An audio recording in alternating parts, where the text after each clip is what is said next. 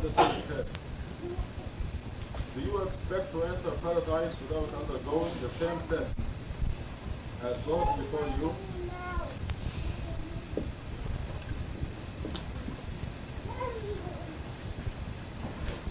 They suffered hardships and adversity and were so shaken up that the messenger, natural, Sajjan, speak quiet, so can all hear. They suffered hardship and adversity and were so shaken up that the messenger and those who believed with him said, where is God's victory? Indeed, God's victory is always near. Okay, so the idea here is to worship God alone no matter what happens, under all circumstances. It's a matter of knowledge. You come to the conclusion that God is one, and He's the only master, He's the only one that benefits or harms. He's the only one who controls the minds and hearts of the people around you. He makes them love you or hate you or care about you or don't care. And with this knowledge, it doesn't matter what happens. Adversity or happiness, it's a fixed, definite knowledge. And you know that. It doesn't matter what happens. So, also, we are here for the test. And God wants to be proud of you and wants to show you off to the angels and say, look at my servant. He or she worships me no matter what happens, without ever seeing me. And this is the whole idea of our existence.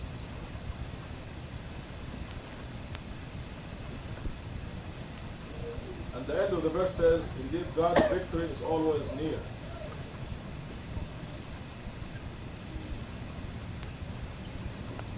It must be noted also here that after the test, there is a final test. After the final test, there is nothing but kingship on earth, as God promises. When you come to the conclusion that you worship God alone. And it takes a long time. The road is long and hard. It's a continuous struggle. But there will come a time when you're a perfect worshipper of God alone. Then there is no hardship.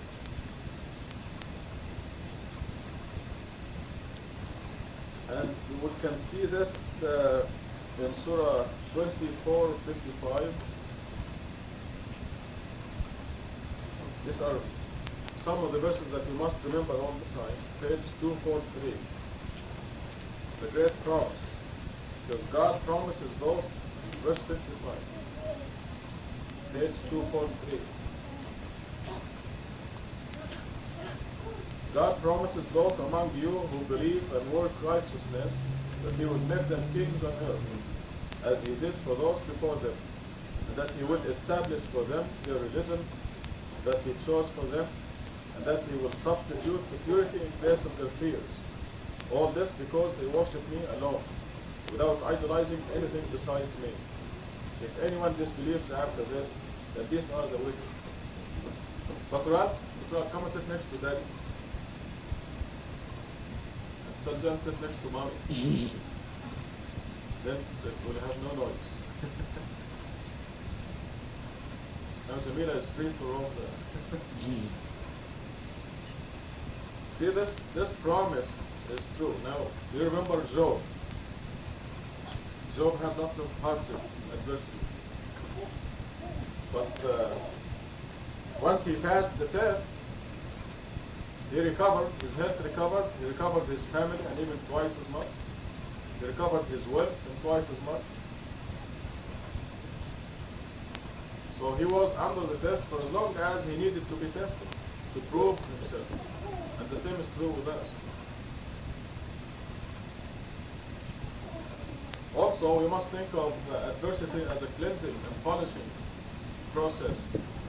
When you join the oneness of God alone, you expect some trouble at the beginning, because you're cleansing all the past sins, all the past errors. And this can be cleansed only by paying for them in this world. So all the adversity that you have at the beginning, you come join this mosque, you're going to have 5 or 10 years of adversity. And this is because it's a polishing process.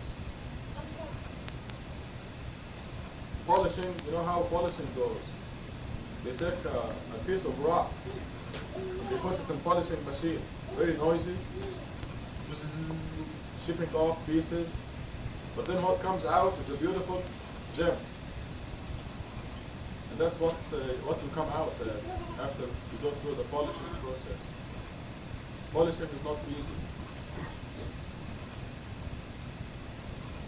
So what I'm saying is that there is a final test. Also, if you look up Surah 65, verse 3 and 4,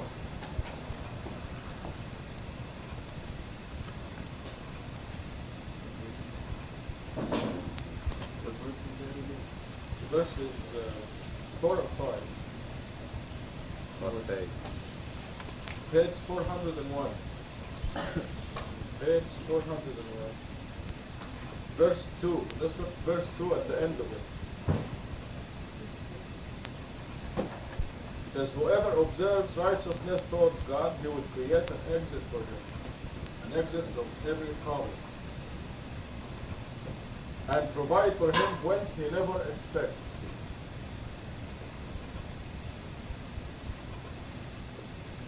When you observe God, you sacrifice a job or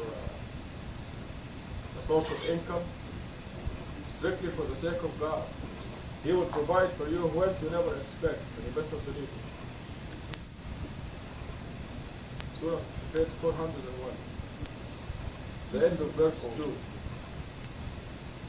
This is a verse I want you to remember. Whoever observes righteousness towards God, He will create an exit for him and provide for him whence he never expects. Anyone who trusts in God, God will suffice him. God always carries out His decisions. You have come to the conclusion that God is the King, the absolute ruler of the universe, and He will carry out His promises and His decisions. You just have to believe it. You must have absolute confidence in it. Tomorrow there is a mandatory law, insurance law.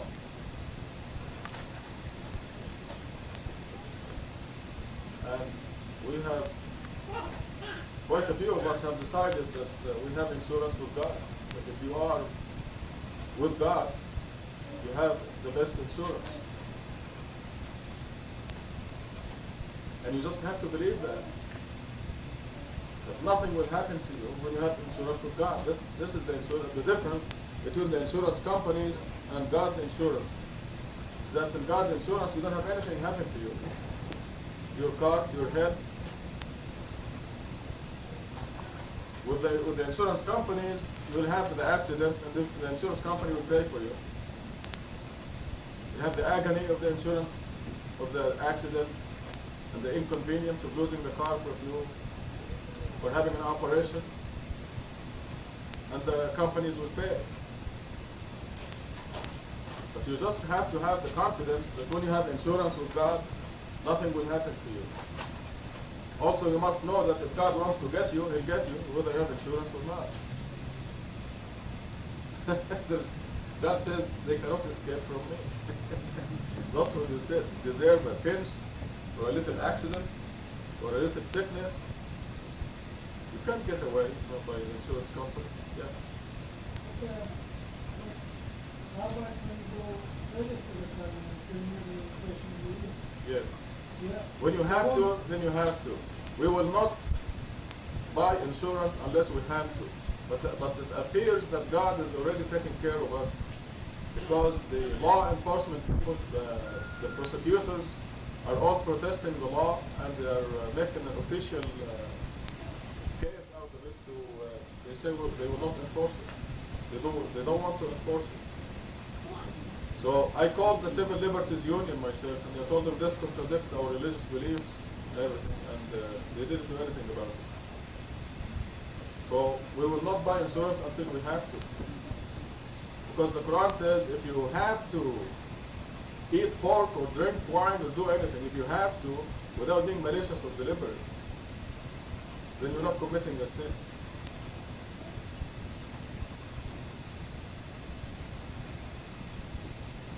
But what I'm saying is, when God says, and provide for you whence you never expect, you must know that. You must have that confidence. If you have the slightest doubt, it will not work.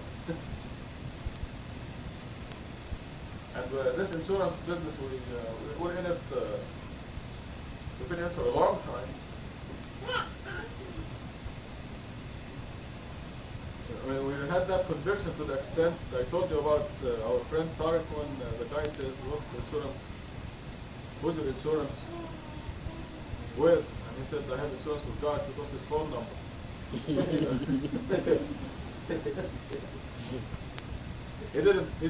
he wasn't thinking. I mean, it was the natural question coming afterwards, but then of course he was stunned. Because he had a pencil in his hand and the paper, he was ready to write the phone number. It was a tune-up place where Tariq's car was a little bit, the fender was bent a little bit, somebody hit it. So, God always carries out his decisions. He's the absolute ruler. He runs this country. It's not run Reagan, he runs the country. With the government, or any government. Anywhere. God runs everything.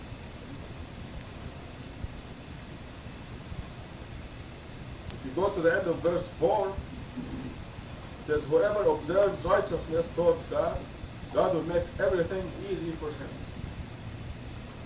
Everything will go easy for you. You will not suffer any hardship. There's absolutely no humiliation for the servants of God. You go apply for a job and you'll be the boss because your soul takes over the place. And you'll see them running to serve you. They may not realize it, but you'll see it. Whoever observes righteousness towards God, God will make everything easy for him. This is God's promise as documented here in his final message. So we go back now to page 23. About hardship as a mandatory test.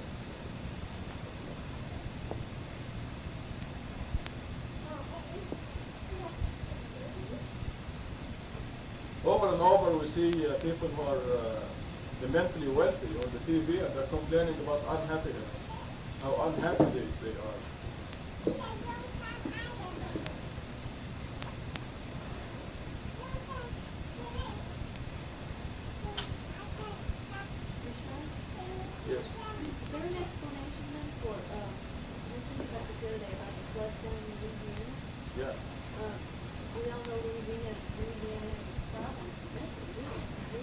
Right. All these severe problems, earthquakes, hurricanes, floods, all these are punishments and tests. Because all these things are absolutely controlled by God. There is a statement that will answer your question. It's in Sura, I believe, 64. Let's look up 64.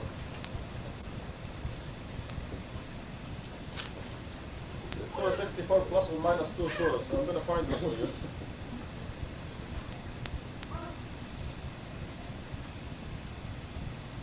Yeah, 11, verse 11.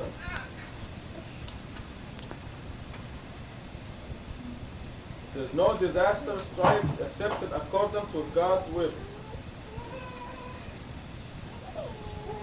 This is the law. No disaster strikes except in accordance with God's will. No pain, no disaster, nothing happens except by personal decree from God. Because it is not simple. It's not easy to get a painful headache, for example. It has to be a personal decree from God. That God will sign. And that's when it comes, it can be comfortable. Get a pillow or something. Then you're not crowded.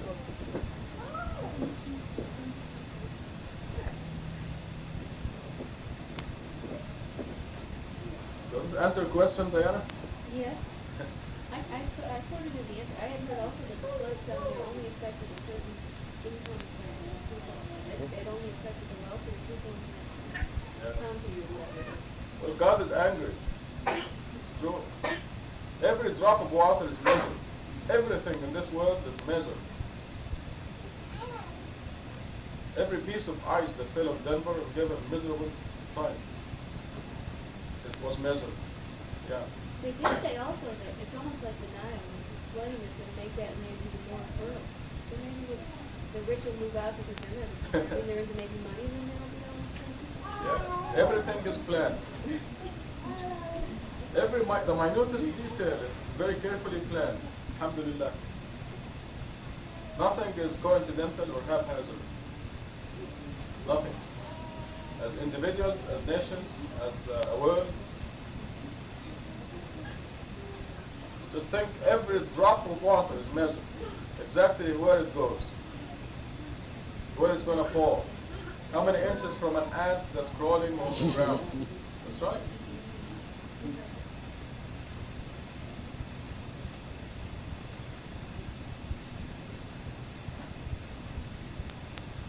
Okay, Carl, do you want to take the recipients of charity? 215 218.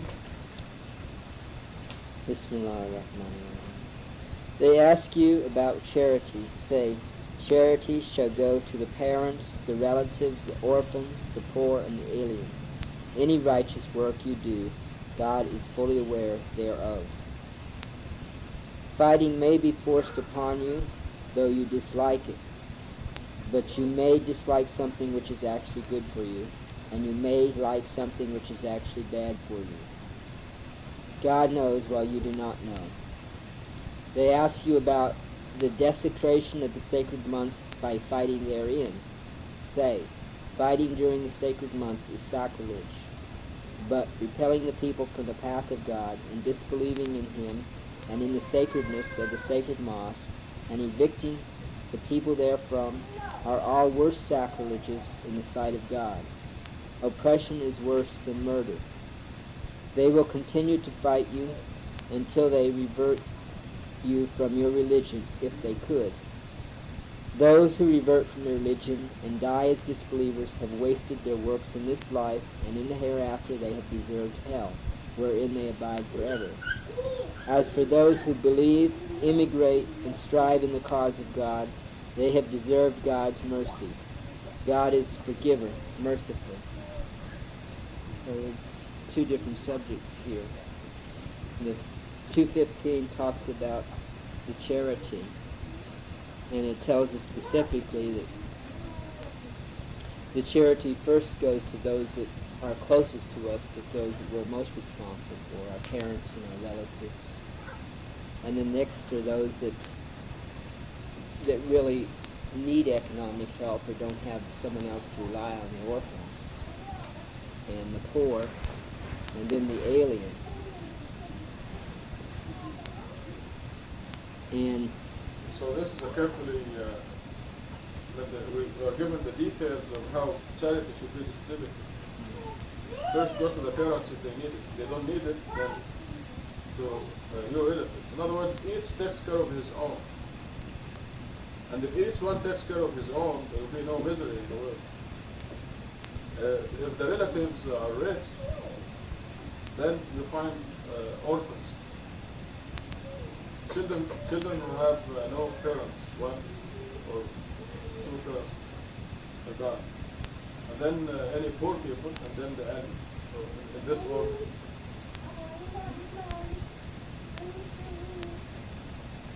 So any righteous work you do, God is fully aware of it. And it seems that charity is more than just economic help. It can be any kind of help. And any righteousness of doing what is right in this world toward other people, even if it's simply politeness or anything that we try to do to make the world better, treat the other people as we'd like to be treated, or if we're merciful toward the people around us, then God is because we want to express God's mercy. We want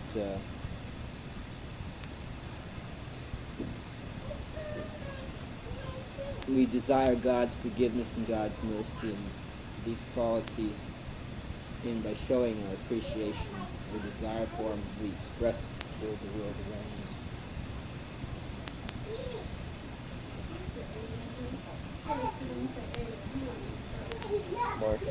Person from another town, transient.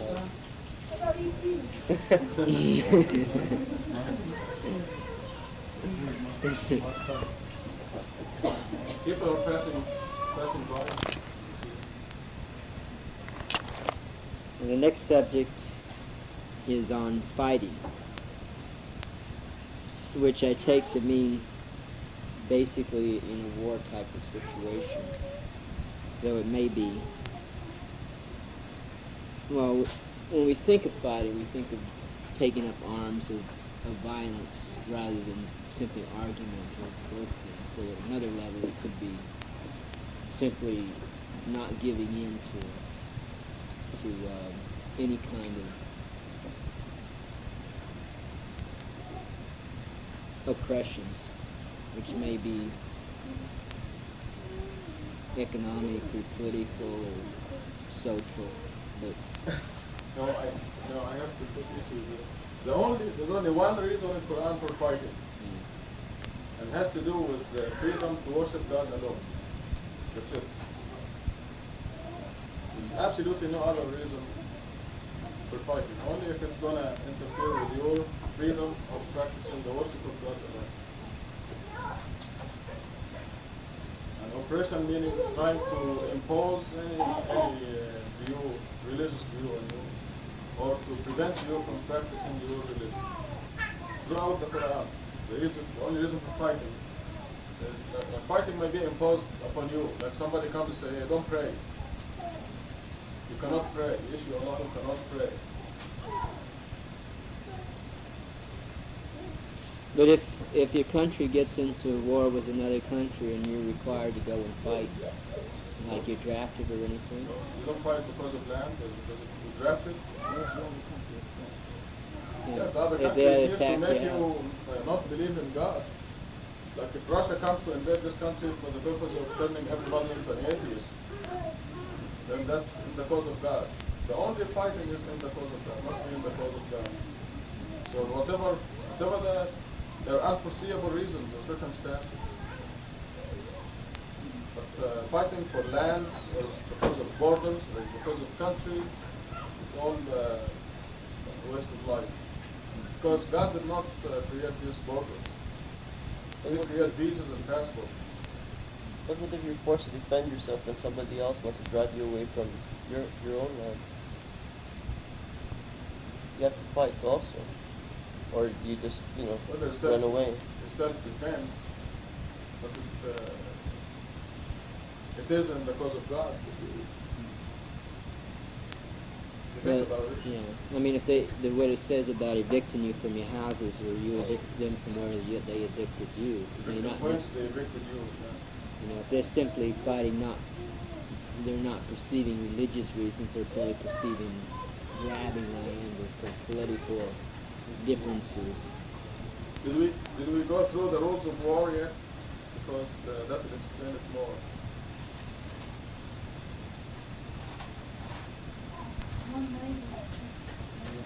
Did we go through that? About aggression. Yeah, we did. We spoke of aggression. That wars are only justified.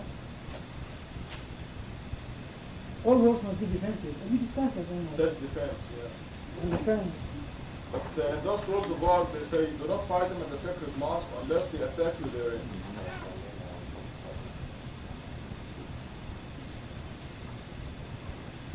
Like we're sitting here worshiping God alone, and somebody comes and says, yeah, you can't practice Islam or something. This is where we have to fight that. You'll be surprised. Anything can happen. We happen to have a formidable army around this building anyway, as you know. Brother Abdullah is visiting us from Seattle, and he's one rare person who comes because they were leery of the hadith business, so he came to see us just because we believe in the Quran alone. But anyway, what I want to tell you is that people try to deface this sign out there, and twice, but they failed miserably every time. So there are invisible forces around us. We don't need to do anything. This age is an age of mental debate, rather than swords and fighting.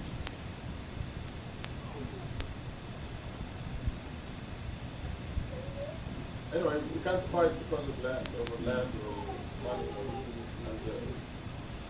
unless you're attacked anyway.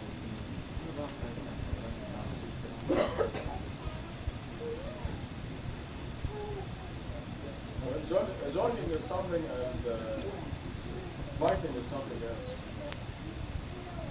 I mean, they join the armed forces, but they don't fight. It's like a job. So we have to fight. Really, the job is a means of supporting your to earn an honest living. But if you join anything and you simply earn a living for something, that if it's part of an institution that's involved in something, it's not. Yeah, but you don't know whether it's going to be Well, you don't earn your living selling liquor, for example, which is breaking God's law. Suppose you went to work. He's asking about joining the armed forces. If you join the armed forces and there's no war, it's just like any job. But suppose your government gets in a war with another country and you're... That's when you have to make a decision whether this is because of God or not.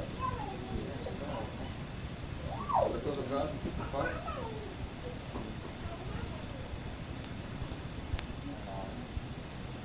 If it's because of God, you have to do it. Well, suppose you're working for a big company and they're producing something that, you know, like just... Well, or say napalm or chemical weapons. You know, maybe you're not directly involved in the manufacturing, but are you protesting? There's no war, it's perfectly all right, because the Quran says prepare for war. Prepare the maximum power that you have. Be prepared.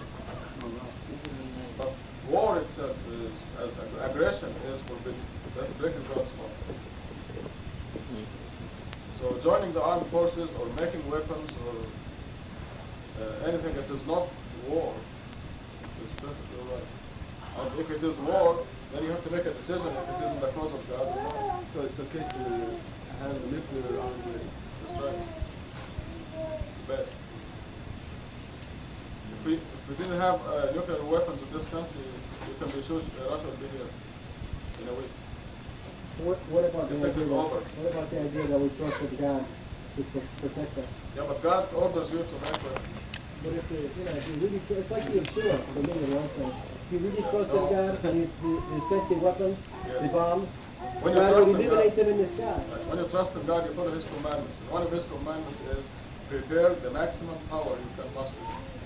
This is a verse in the Quran. You want to see it? I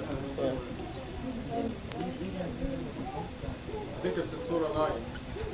But I want to get you the index.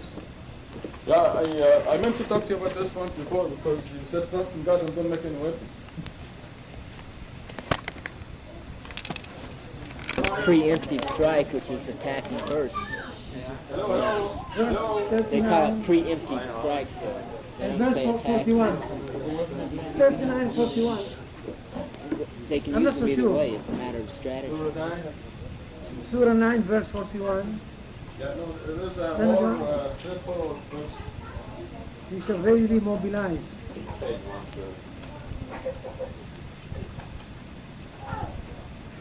There's a straightforward commandment to prepare the maximum power.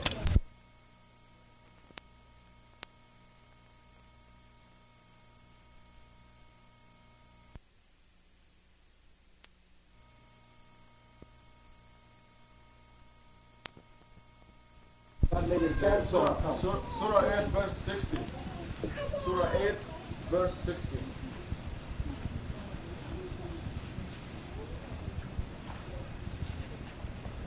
This is a commandment. You shall. It says this is page 124, verse 60. You shall prepare for them all the force and equipment you can muster in order to deter the enemies of God and your enemies, as well as others you are not aware of, while God knows them. Anything you expend in the cause of God will be repaid to you without the least injustice. It's a very straightforward commandment that says prepare.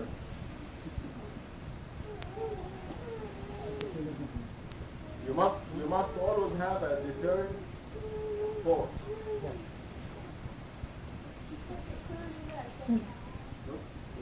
So it is you trust in God, but you follow what He says.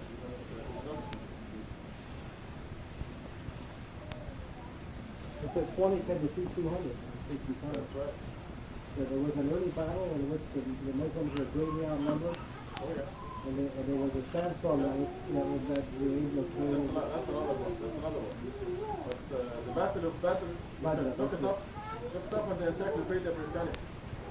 And they look at it from the strategic point of view, the logistic point of view, the numbers on each side, and they try to analyze it militarily, and this doesn't make sense. The Muslims defeated the disbelievers. Also the Battle of Yarmouk, when they beat the Byzantines, they were outnumbered. And in the Battle of Qadisiyah against the Persians, it was the best army in the world. Now those were Poor Persians. those were actual battles where the Muslims were outnumbered 10 to 1. But we're talking about that the angels were fighting on the side of the Muslims.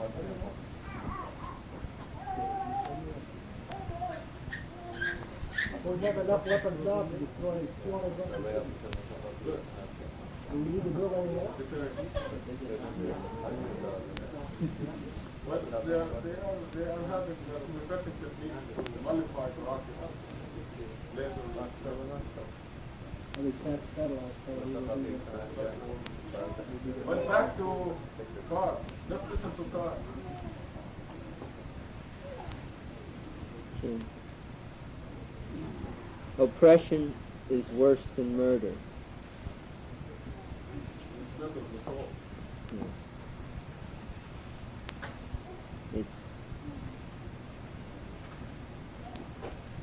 It's an attempt to manipulate somebody's mind and heart, and to make other people follow one's own material desires. Whoever's the oppressor. May I add something to that, with the permission? It's not just that they're trying to change your mind, but to make you revert to a situation of unbelief. Yeah. In other words, the Muslims now have come, they've arrived at the truth, all right? And for you to go from truth back to unbelief, that is what our staff is saying is the murder of the soul. So it's not a matter of just changing your belief, but it's going back to unbelief, which is terrible. Yeah. And Quran says many times, once you have the belief, many people will try to let you revert to unbelief. So that is, it's terrible, because the punishment for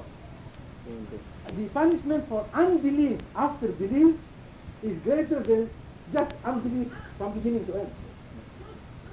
I think Quran says that 2 or 3 times. Yeah. It says it in the next line. It says, those who revert from their religion and die as disbelievers have wasted their works in this life and in the hereafter. They have deserved hell, and they are there forever. And those who believe immigrate and strive in the cause of God. So it's telling, I think, that if we are oppressed and we can't fight them, it's better to get up and leave and go someplace where we can follow or obey God's commandments. So I guess it's telling us to fight if we can, if not, to try to get away from that situation.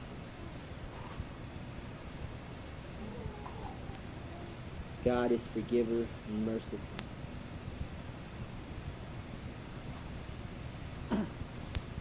Yeah, this is a very interesting verse because people have pointed out many times. I think they interpret this verse out of context. How can oppression or persecution be worse than murder, they say? But actually, if you read the whole thing, I think what it means is this. In the long run, going to hell is worse than murder. And I think oppression, I think this is what it means. If you die But in the some cause people of don't God. seem to care at this. Oppression to change your belief is like taking you out of heaven, putting you in hell. It's a lot worse than murder. But I don't understand why the enemies of Islam have used this against Islam.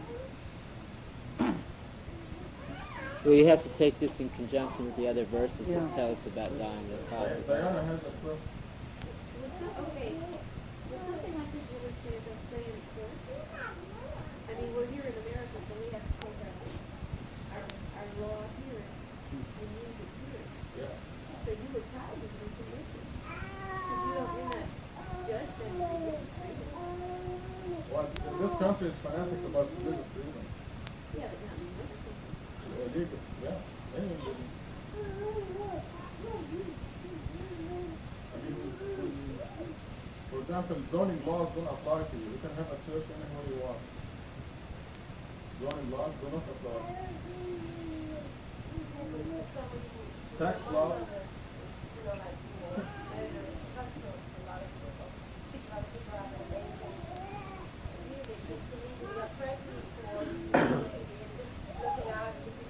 But who needs them? Who needs them? If you have God on your side, God manipulates their minds and their hearts. So when they are prejudiced, they are only hurting themselves. So Diana, do you have a specific situation that you... Well, no, say someone did attack you. You felt that it was something, that you would do, and you would say it. Oh. And would you be able to use this in court and get away with it? You'd have to go with self-defense. You can't kill just like that. Yeah, it has to be in self-defense. Yeah. Would have to be self-defense or something else. Right. No, I mean, somebody criticizes your religion and you kill him. That doesn't even stand. Even the Quran will not advocate that. I think I can also refer especially with the immigrants to the early Muslims who were still in Mecca, who were oppressed by the tribes and the pagans. The ones who didn't immigrate and they were being encouraged by this to immigrate to. No, you're looking at one right now. I can't say the things I'm saying in Saudi Arabia or Egypt at this here. The things I'm saying, you can tell by even the people here in this country from over there, when you tell them worship God alone, the Quran is sufficient, believe God, they fight you violently because you're attacking their God and their idol. And I think it doesn't apply now, but I'm saying also refer to that. Immigration means you go to the spot where you worship God alone, freely, without interference. That's what immigration means. You're in a place where you cannot worship God alone, freely, then move out. Get out. Go to a place where you can worship God alone.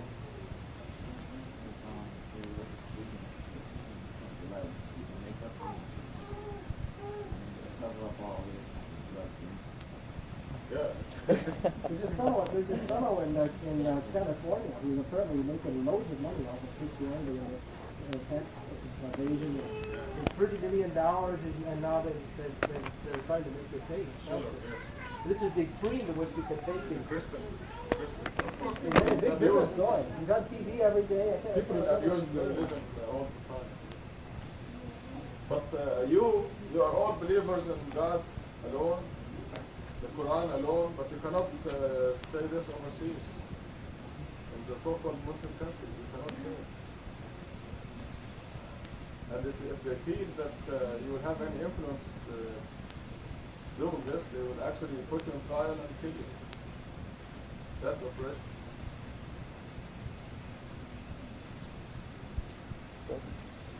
you say a moment ago that the tax laws don't apply to it? Tax laws, churches are exempt from tax law. They don't pay tax. Oh, I thought you meant that as a Muslim you don't have to pay tax. That's wishful thinking. Very good, very good. The whole of the United States will become Muslim in 24 hours. No, but the organization. Yeah, religious organization.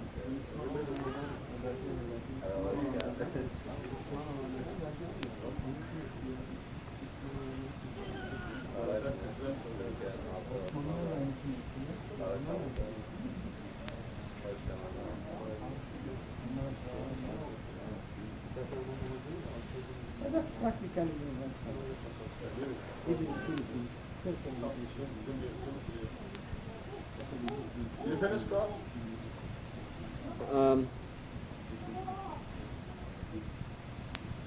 I think so. Something else? Any questions on the... You see the subtitle, submit to the omniscient? It's a very important principle in the Quran. You may like something which is actually bad for you, or you may dislike something which is actually good for you. You go apply for a job, you're a worshiper of God alone, and you don't get the job. Why? Because it's not good for you. That's why you go to apply for jobs and you don't care if you're going to get it or not, because you know that God will give you the job that's good for you. You submit to God. You submit to the omniscient. Omniscient means He knows what circumstances you will exist under every job you're applying for. So what you do when you're applying for a job is you knock on all the doors, and God will open the one that is good for you. So when you don't get a job, it is not something, it's something that you dislike it. But you may dislike something which is actually good for you. It's good for you that you didn't take that job. And you can think of a million things that you may like which is bad for you, and you may like something which is bad for you.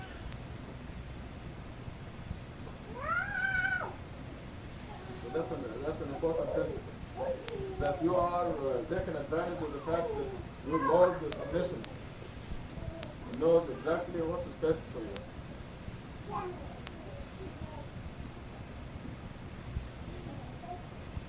Intoxicants and gambling is prohibited. You're wrong, you say that. Good subject.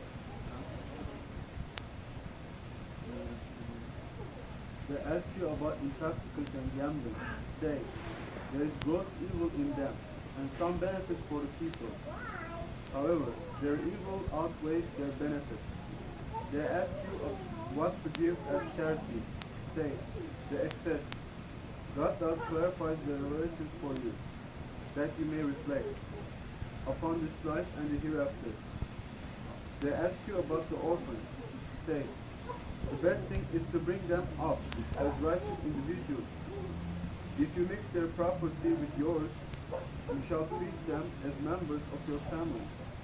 God is fully aware who the wicked are and who the righteous are. Had God willed, He could have decreed harsher rules. God is almighty wise.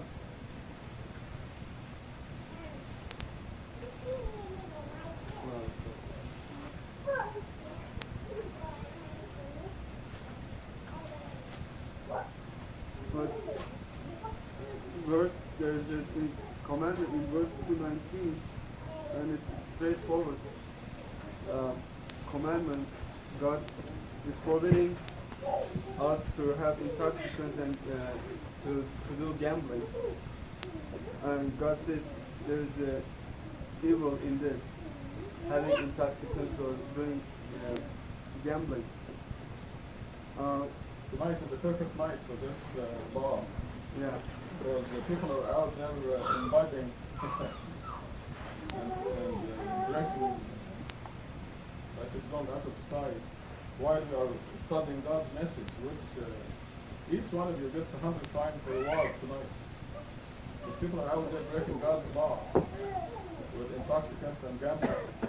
A new lottery is out. Okay, now, Because it's a lucky 7. Started today, I think, or yesterday. Huh? Started Thursday? Yeah, Ahmed knows. He sells the tickets.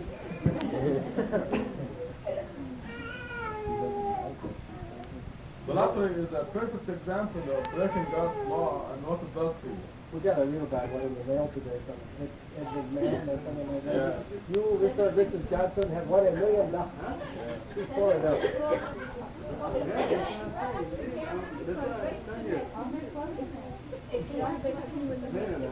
I wouldn't send it back. Okay, now in this verse says, there is gross evil in them, and some benefits for the people. What could be these benefits, like, earning money from these things? I mean, This benefit the farmers, who plant the grapes. Okay, can See, you the Quran consider that selling these things, for example? Yeah.